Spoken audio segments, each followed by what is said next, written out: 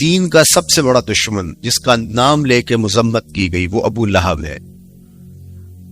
پورے قرآن میں کسی اور کافر کا ابو جہل کا نام بھی نہیں، عتبہ عتیبہ اور امیہ کا نام بھی نہیں ہے.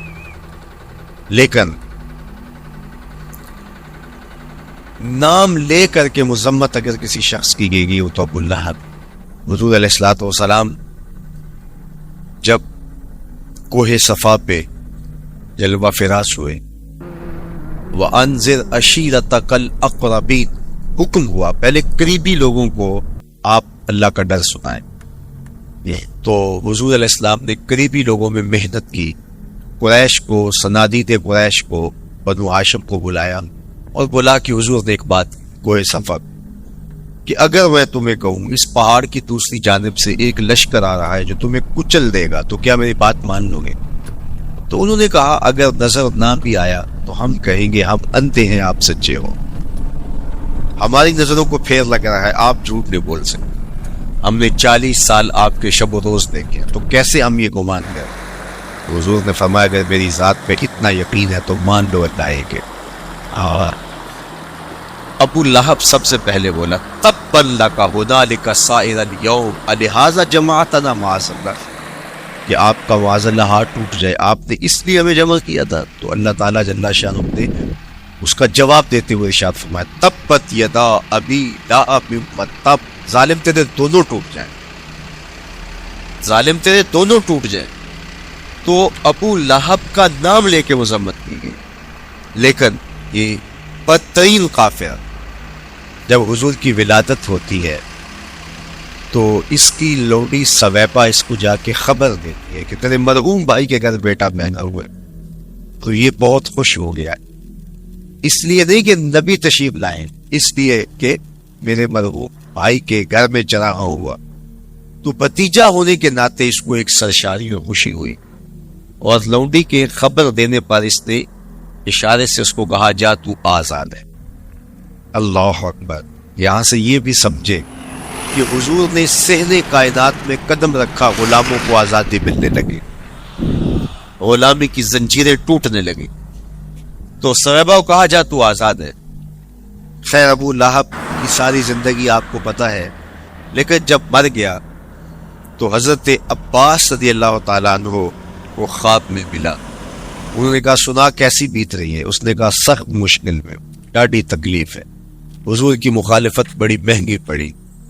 لیکن اتنا ہے کہ جب پیر کا دن آتا ہے، جس انگلی سے اشارہ کر کے لوڈی کو آزاد کیا تھا اس سے ٹھنڈا اور میٹھا مشروب بھی ملتا ہے اور عذاب میں بھی کچھ کمی.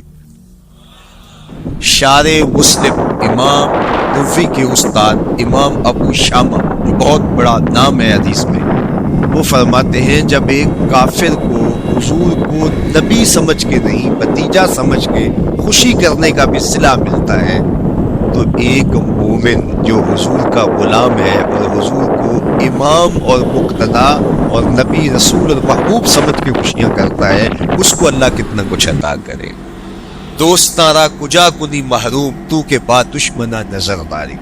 جب تو دشمنوں کو اتنا دیتا ہے تو دوستوں کو کتنا. تو حضور کی آمد پر مسرت کا اظہار، بشاشت کا اظہار، یہ اہل ایمان کا طریقہ رہا ہے. ہاں جو اس کا انداز ہے، کسی کو نوافل میں زیادہ سرور ملتا ہے وہ نوافل کثرت سے پڑھ لے، کسی کو زیادہ سرور روزے میں آتا ہے تو وہ روزے رکھ کر کے اس شکرانے کو ادا کرے، کوئی ذکر کی مجلس سجا لے. مختلف طریقے موجود ہیں. حضور علیہ السلام تشریف لائے، صحابہ بیٹھے ہوئے تھے، صحیح مسلم میں روایت ہے، سنن نسائی میں ہے، اور بھی کتب حدیث میں. محفل بپا تھی تو حضور نے کہا ما اجلسکم، کیوں بیٹھے ہوئے ہو؟ تو جو انہوں نے جواب دیا وہ سنیے. جلسنا نذکر اللہ ونحمدہ علی ما ہدانا لدینہ ومن علینا بک. حضور ہمارے بیٹھنے کا مقصود یہ ہے کہ ہم اللہ کا شکر ادا کر رہے ہیں اس بات پر کہ اس نے ہمیں ہدایت دین عطا کی، ومن علینا بک، اور آپ کی صورت میں ہمارے اوپر احسان کیا، ہمیں آپ عطا ہو، اس پر اللہ کا شکر ادا کرنے کی مجلس سجائے گئے. اب بات تو سادہ سی تھی، لیکن میرے حضور نے ان سے کہا کیا تم اس بات پہ قسم دے سکتے ہو کہ اسی لیے بیٹھے ہو؟ تو انہوں نے کہا جی ہم قسم دیتے ہیں ہم اسی لیے بیٹھے. میں اٹھاؤ قسم. تو صحابہ نے باقاعدہ قسم دی. ہم قسم اٹھاتے ہیں, ہمارے بیٹھنے کا مقصد یہ ہے کہ اللہ کا شکر ادا کر رہے ہیں اور آپ کی صورت میں جو انعام خداوندی ملا ہے اس پر اللہ تعالیٰ کا شکریہ ادا کر رہے ہیں. حضور نے باقاعدہ ان سے قسم لی اور انہوں نے باقاعدہ قسم. اب صحابہ کو حیرت تو تھی کہ یہ موقع قسم کا تو نہیں تھا, لیکن حضور نے قسم لی ہے. کیوں؟